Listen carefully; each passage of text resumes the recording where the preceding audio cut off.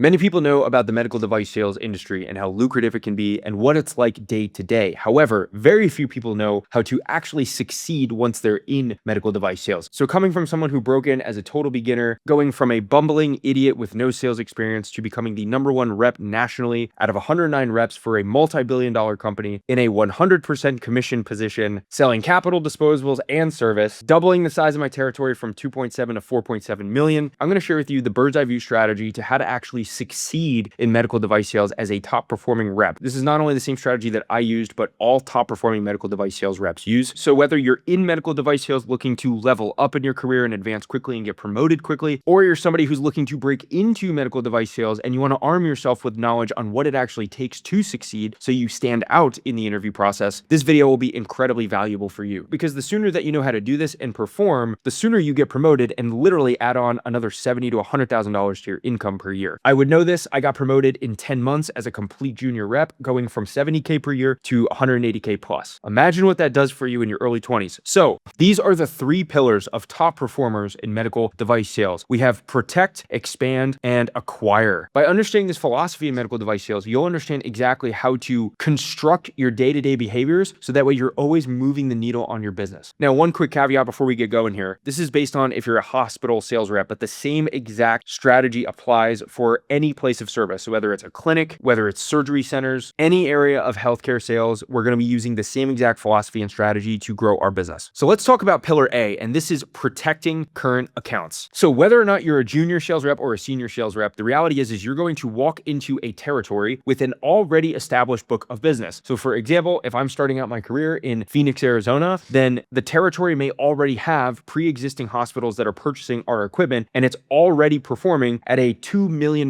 per year run rate. So our focus at this level of the business is to maintain that $2 million and make sure that that $2 million does not dip. And this is much easier said than done, because what protecting means is not only that we keep the customers happy, but that we also keep competitors out. This is a very competitive industry, and sometimes entire med device sales reps' jobs become complete defense mode at all times. So how do we actually do this? So what's important on the protection side, again, this will vary greatly based on the product or the company that you represent, but it's really twofold. First, it's about actually establishing deep relationships with the accounts. And honestly, there's no solution for this other than time and good energy and good personable skills. You visit the account regularly, you become friendly with everybody that's there, and you also show yourself as a reliable, dependable person. And the way that you're reliable and dependable is you do what you say you're going to do, and you show up to cases and surgeries or whatever the place of service is, and you're actually helpful. You're there to support the product and not just to sell. The reps that always shoot themselves in the foot are the ones that show up just to push and promote product and not actually benefit assisting the teams there, the clinical teams. Now, the second way that we protect accounts is to keep competitors out. Now, sometimes just by doing that first phase of things that I just talked about keeps competitors out because you're there so regularly and you're so dependable, and the customer account sees you as such a reliable rep that they don't even want to consider speaking with any of your competitors. But in addition to that, this also requires some more grit. So how do we protect our account from competitors? We do this by being knowledgeable of the competitors and understanding how our products are more advantageous versus them. And then we always continue to plant that seed in the physician's mind and the clinical team's mind. Or if there's an economic benefit of your product, to really seed that in with the CFO, with the financial purchasing team. Now, again, the day-to-day strategy of keeping out competitors is going to vary greatly based on the product and the sales cycle of the product that you're representing. But bottom line, it also means just beating your competitors to them. If there are doctors that you have not yet spoken with at that hospital, it's best that you get to them first prior to anyone else. Because med device sales is a relationship-based game. Whoever gets to that person first and clicks with them first will typically get rewarded the business to some capacity. But then the final component of protecting your customer accounts versus competitors is really just being relentless. There's a very high likelihood that one of your customer accounts already has competitor presence with other physicians or at some other aspect of the hospital, and it's really your job to recognize who those people are and still continue to introduce yourself. They might say, "No, I'm happy, please leave me alone." But over time, as you build more relationships with other people in that OR or that hospital environment, you can begin to insert yourself into this relationship. So the bottom line here is that if you're doing $2 million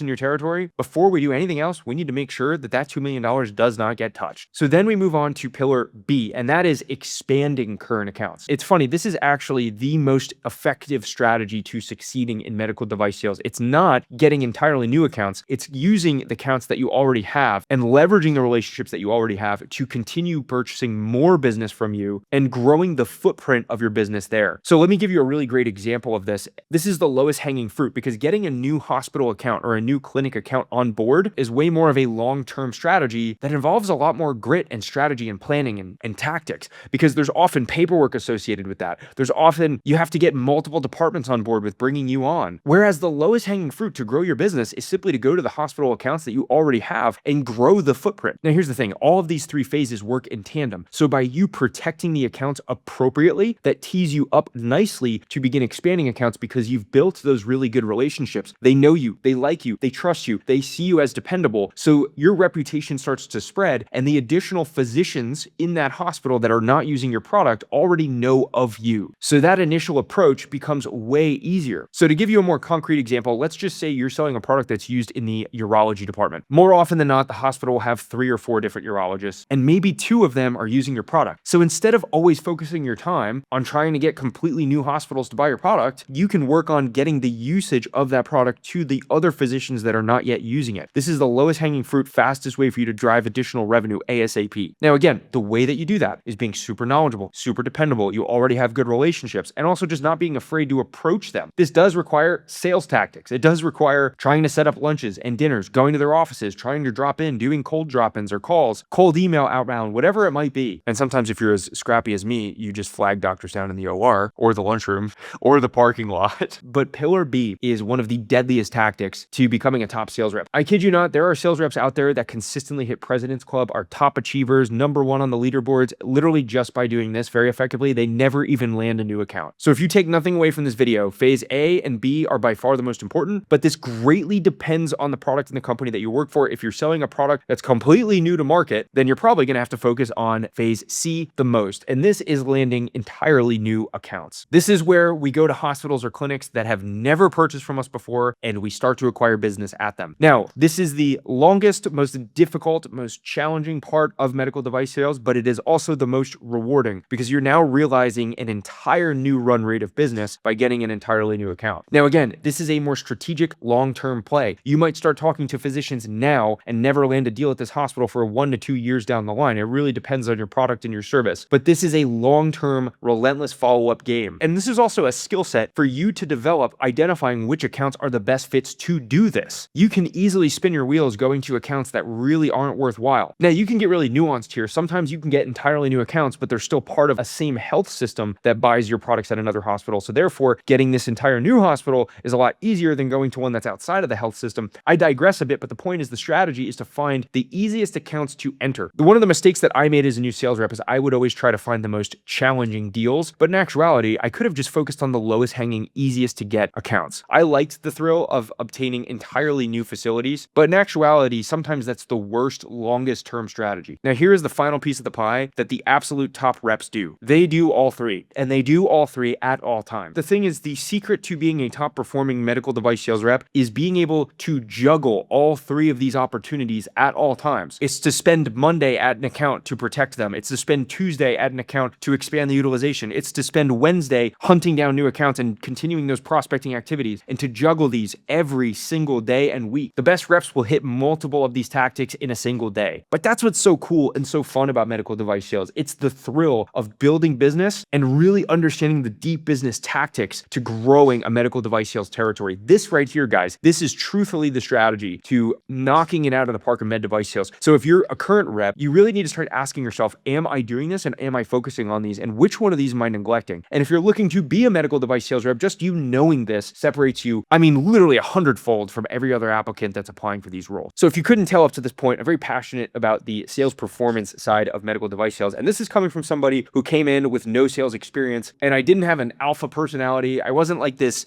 big shot, cocky, confident dude. I was just a kid that knew that I had a lot to prove. And honestly, if you get really good at the protection phase of things, just being really good at building relationships and supportive of your accounts, that reputation starts to expand. And sometimes those opportunities just start coming to you. So the best sales reps are not the ones that are always just like, yapping and super outgoing and all that stuff. They're the ones that are strategic partners to their healthcare providers. So guys, if you're looking to level up your medical device sales game and you're looking to either break into the industry or become a top performing rep, I suggest you consider joining Med Device Sales Academy. This is our one-on-one coaching and consulting program to help you both land a high-paying medical device sales role and excel in your career. Again, the quicker that you get promoted, the quicker you might add on an additional $50,000 to $100,000 to your yearly income. For those looking to break in, we help you fast fast track the process through one-on-one auditing every step of the way so you land a role in as little as 6 weeks. And for those already in, we help you master the 3 strategies that we talked about here today. So if that sounds interesting to you, go ahead and just click the link in the description below. It'll have you fill out a brief form and then schedule a call with our team on the next page to see if it's a fit. Otherwise, if you just want some free information, this podcast, this YouTube channel, it is by far the best place to be on the internet for all things medical device sales.